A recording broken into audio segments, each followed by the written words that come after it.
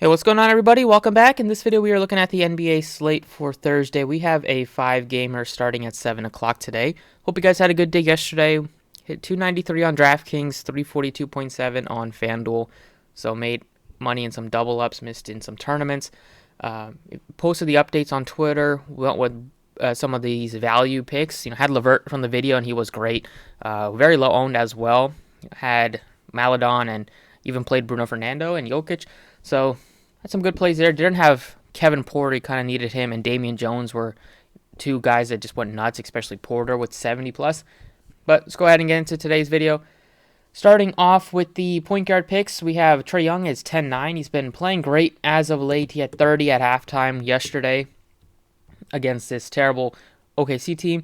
Finished with 41, but he only played 29 minutes, so he should still be good to go for today and fresh going up against Cleveland. Definitely think he looks like a good spend up. You have Kyrie at 10-7 right below him. That should be another good game. Milwaukee went from facing Philadelphia, now they're facing Brooklyn. Tough test for both teams facing off against each other. But Kyrie's playing big minutes. He's kind of struggled since he's playing full time now. I think it's just like not used to playing this many games, so his shot's been off a bit last couple of games. You have James Harden, great game last time out against Milwaukee. You have Garland, you can play him. So a lot of guys above 10K. If I had to rank them, I would probably go just based on the matchup and the price tag. I like probably Garland the best, then Trae Young, then Irving, then Harden. 8K range, Westbrook, you can play him. Tough matchup against Utah, though, so you never know how many minutes Westbrook will play just because they tend to get blown out a lot. There's not going to be LeBron James there to save them, and they're in Utah. Utah's been struggling, but Lakers, after giving up 82 points to the Mavs at halftime, anything can happen with this team. I will probably go elsewhere and look to some of these other guys at point guard. One guy that I really like is Levert. You got to go right back to him, I believe. They are shorthanded. No Mobley in the front court. Led to Levert playing a lot more minutes yesterday. He said he's starting to kind of find his stride in Cleveland, and really evident yesterday. Played 38 minutes. They ended up losing, but it wasn't his fault. He put up 32, 6, and 4. Should be another good matchup here against Atlanta, as long as he's not limited or anything on a back-to-back. I think he can produce. We also have Malik Monk, who drew the start. I feel more comfortable going with like Malik Monk than I do with Russell Westbrook. He can even outscore Westbrook depending on how well he's shooting. He will play minutes over around 30 plus, I'd say, just without LeBron today. And if he's starting again, like he probably will after he played well against Dallas, can hit some threes, get you some peripherals, not much, but anything will help when you have a guy like Monk here. Moving on to shooting guard, your pay-ups today, looking at Kyrie and Harden. I kind of like getting to Paul George. Looked awesome. What a comeback win against the Jazz for Paul George and the Clippers. He led them in the whole game, basically. Finished with 34 points, 6 of 9 from distance.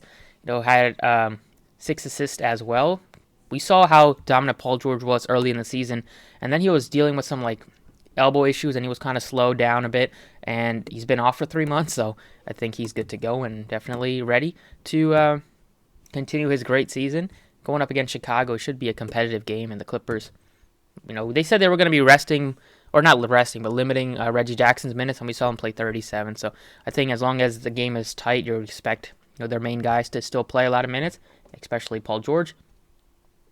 Moving on to small forward, like Giannis, if you want us to do a payout for Giannis, I think he looks like a great option today. We have some other guys that we can look to in the value range here. Depending on if Collins is still out, you can maybe go with DeAndre Hunter. We have Markkanen at 64. He's still going to get the minutes today. He's still up in the air a bit. We saw him have that one big game with 60 fantasy points, but not much. If you want to go with the value, another guy on the Clippers is Luke Canard, who's starting to play more minutes. They've kind of been moving away from, Coffee didn't even play.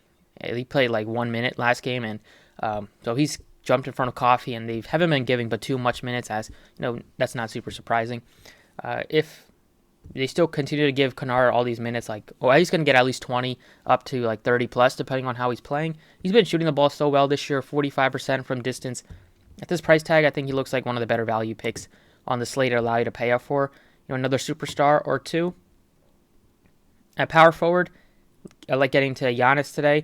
at 11.4, looking to pay up at center, and at power forward or small forward. If I can, center, I can go with the value pick here, but I like Giannis more than Kevin Durant. I like Giannis more than the other secondary studs here.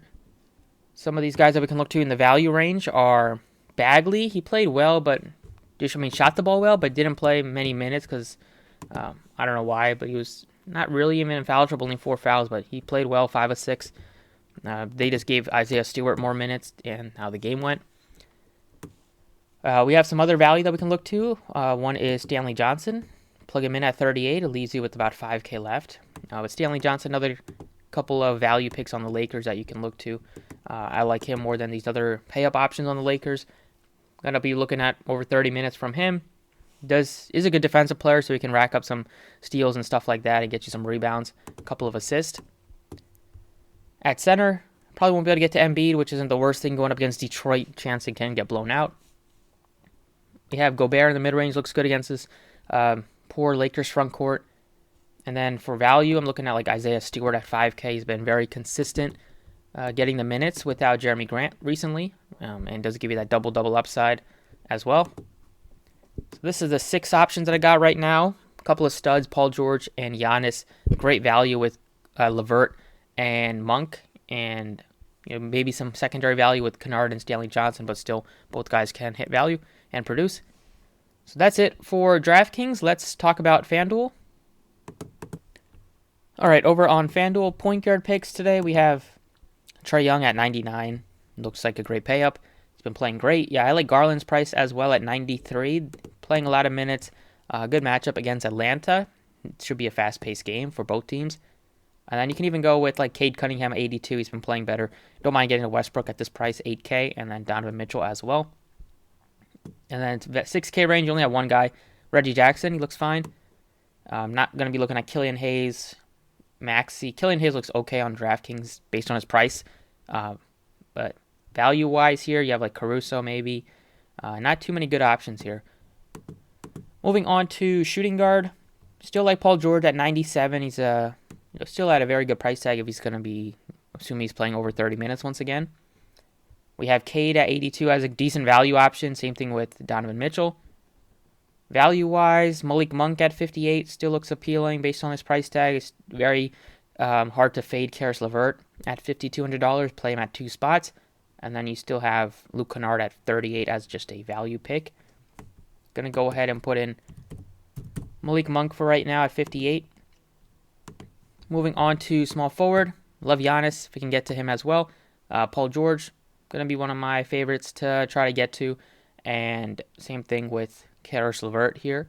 So go ahead and put in LeVert for right now, but I'm still trying to get to Paul George as well. Other options are Sadiq Bey at 57, Markkanen 57. Value-wise, maybe Stanley Johnson, but 45. A little bit tougher than 38. And then Luke Kennard at 38. I think he's going to get the minutes today. Power forward, plug in Giannis here at 11.9. Looking to get to Giannis on both sides. He's just absolutely dominated the Sixers in the end of the third and beginning of the fourth without Embiid out there. He just gives you that opportunities every single game. Kevin Durant, 10.9. He's fine too, but I like Giannis for 1,000 more. Other options are Tobias, Bagley, Stewart, Love in the mid-range. And that's basically it. Don't see anybody else that really sticks out too much. Then over at center, you have Embiid at 11.5 if you wanted to pay up for him. If not, you can go with the value here with like Bagley at 62 or go with Stewart at 58. Stewart and Bagley both been playing. Bagley's last game he was playing well, but he just didn't get the minutes. Seems like maybe Stewart will get the minutes against Embiid, but it's not an easy matchup for Stewart or any of these guys. So still some risk. Maybe you can go with Capella instead and just avoid picking between Bagley and Stewart.